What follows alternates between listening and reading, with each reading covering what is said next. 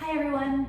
So the rotator cuff is one of those muscles that really all of us need to work more regularly, because what we do on a daily basis, like being forward with our shoulders and hands and arms, driving, computers, lifting children, it really taxes the rotator cuff muscle in the sense that we get tighter in the front and weaker in the back. So we end up having this like kind of anteriorly rotated shoulder. And a rotator cuff exercise is actually really hard to do in a really perfect, isolated, clean way. You can use bands, you can use weights, you can do this on the reformer, but it's really challenging to do it without other muscles helping. And if bigger, stronger muscles are doing the work for you, then you're not really getting as much out of it as you could be. So I wanted to come on today to show you the most pure way to do these. You want a little bit of support for the head. That could be a couple of books. That would be probably even better than this pillow, honestly. This is a little bit too gushy. I'm using a towel over that. You don't need to do that at home, obviously. You want a very light weight, or a can of beer, a bottle of water, a bottle of wine. I didn't mean for it all to be alcohol, but that's kind of the perfect weight. Something between 1 and 2 pounds.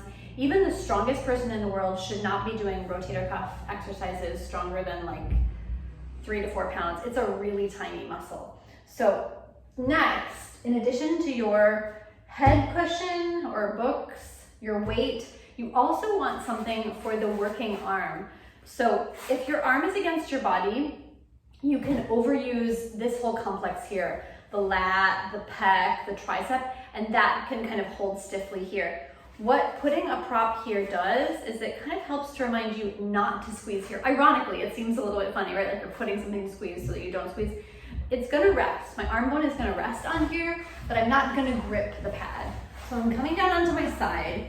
Of course, as always in a side lying position, you wanna make sure you're in alignment here so that my bottom shoulder is underneath me, my hips and my shoulders and my head are in alignment here, and my elbow is resting on my rib cage on the pad. So be careful that the elbow doesn't come forward, because when we're used to having shoulders forward, the elbow wants to travel forward as well. So from here, I'm putting the weight in my hand, resting like this with the arm like at 90 degrees, and with a 90-degree flexion of the elbow and parallel to the ground. Even in this position, this is called time under tension. I could hang out here for a while and I feel it. That's enough, but I'm gonna add a little bit of movement here. So I'm bringing my hands slowly up. If I went all the way to the sky, probably that would be too much external rotation. For my shoulder to just to there is fine. 10, 9, and I'm staying really soft with my armpit. It helps me to think of breathing my left rib cage into the prop. 8, 7, 6, 5, concentrating on relaxing the neck. 4, yep, it's burning. 3, you'll hit that wall pretty quickly with the rotator cuff. Like sometimes it'll feel easy for a couple of reps, and quite suddenly I'm kind of right at my wall. So I'll go ahead and do that other side with you so that you can stay along with me here. So we're setting up our head support. We've got our weight and we've got our elbow support coming all the way down. We've got something in the side ribs, something to support the head. And I'm breathing my right rib cage now. As you notice, like I'm really using my bottom shoulder to like stack it underneath me to keep the bottom rib cage lifted. And again, time under tension, just to kind of assess where I am. Time under tension isn't here, right? That would be too relaxed. I'm not using it yet, but it's really parallel to the ground. And I'm lifting. 10. Relaxing the neck. 9. So as you can see, it's really all about quality control here.